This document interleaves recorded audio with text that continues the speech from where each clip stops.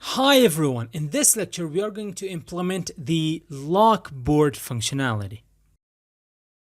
Alright, so what is LockBoard functionality? First off, let's go ahead and let's see a crash situation, a situation in which our application crashes. So if I click on this, and click on this, we can see 3 cards, alright? But this card stays here. So we can click as many cards as we want, right? Clearly this crashes our application. So we need to, whenever 2 cards are flipped, we need to lock the board until they're either a match, so they get disabled, or they're not a match and they get unflipped. Until then, we want to lock the board. All right. So let's go ahead and let's implement that functionality. But before that, just a little bit of refactoring was left, and I forgot to do it in the previous video, so I'm just going to do it here. So now this else statement is actually not really necessary here. So if I go ahead and write return, it is going to do the job of this else statement.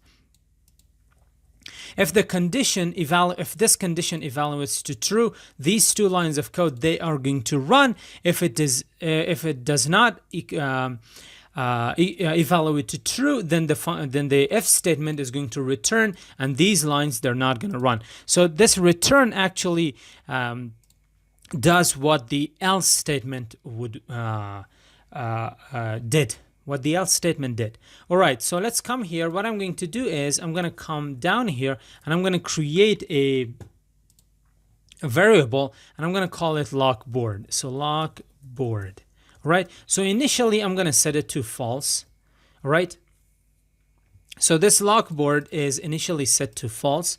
What I'm going to do is, and in case you're wondering, this is called state management in JavaScript. All right, for different frameworks, we have different methods, okay, of state management, different technologies of state management. But this is actually how we do it simply in JavaScript. All right. So we define a state and then we toggle that state. All right. So the LockBoard is false.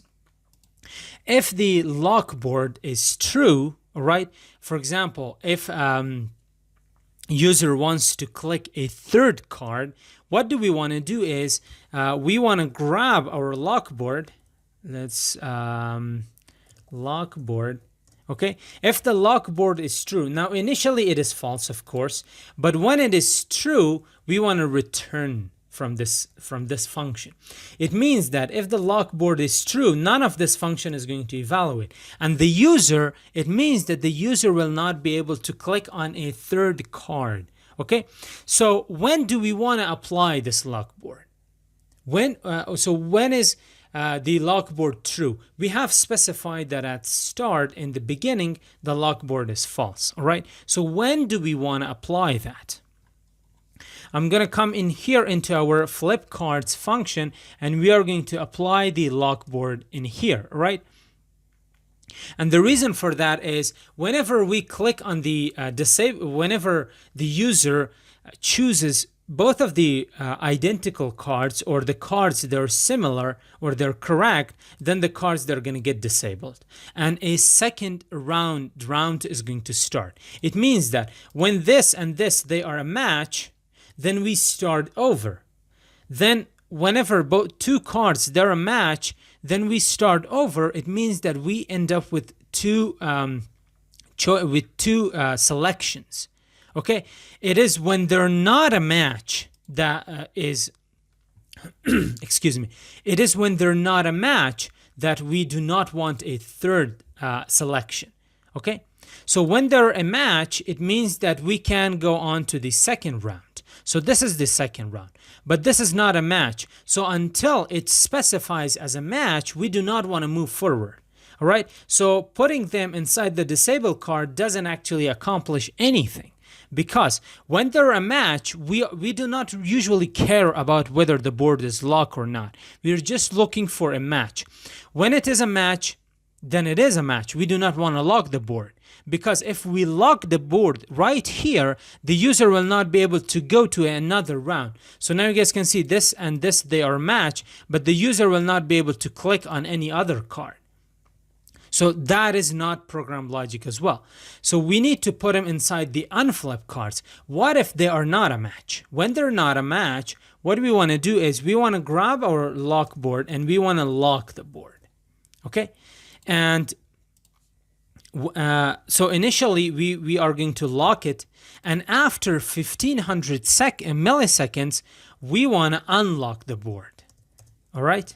And the reason for that is, so when the user clicks on two cards, okay, the user should not be able to click on the third card. The third card should not flip, all right, until 1500 seconds is passed. So what does this do? It is going to grab, so I'm going to show you here. So when I click on this, on these two, so this is a match.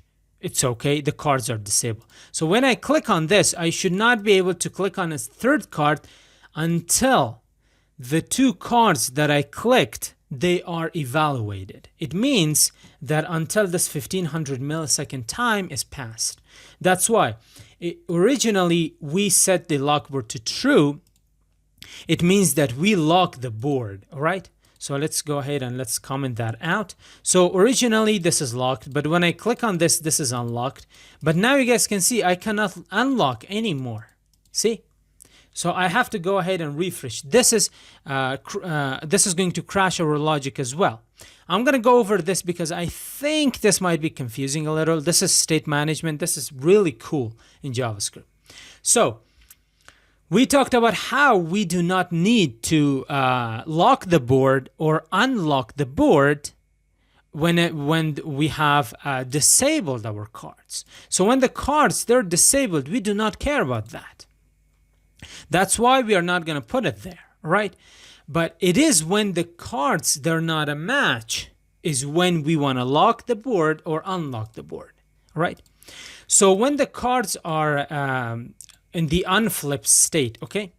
When we want to run this unflip cards function, first off, we lock the board, right? So when I click on this and I click on this on the second card, and if that card is not a match, then this board is going to get locked down.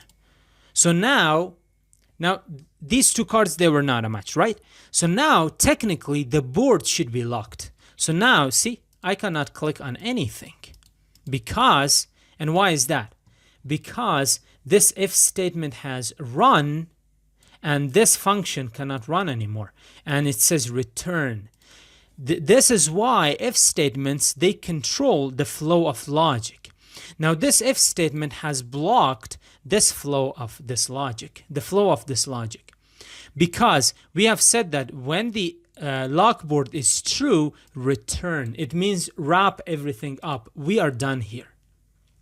And we know that the LockBoard has returned true from here. The board is locked. There is no way that you can flip the cards anymore. And this is not something good, right? This is a bug. This is an issue with our application. When the user makes a mistake, or I should not call it a mistake, when the user is not able to find two identical cards, the user should be able to try again without refreshing the page. So if I refresh the page, we will be able to flip the cards, but then again we face the same thing. This is not a good user experience. So when we say that the cards, they're not a match, we should lift that lock, okay? Because we want the user to try again. That's why we are going to comment in the LockBoard false. Now the LockBoard is false. It means the board is not locked, and this statement does not evaluate to true. It is false, so this code is going to run. If this condition is true, this function is going to be returned. But if this condition is not true or is false, then this code is going to run. All right, now when the user cannot find identical cards, the user can try again. We do not want to take this ability away from the user to try again. This is why this part is really, really crucial in creating this memory game. Again, this seems really simple on the surface, but there is actually a lot of moving parts. And you guys can see that whenever we click on two cards, we cannot click. We did click on the third one. So we cannot click on the third one. All right. So if I click on these two, they are a match. We can move on. They are not a match. So you can only click on the third card after 1500 milliseconds. After this time, because this function takes care of that. So I hope everything is clear. That's it for this lecture. See you guys in the next one.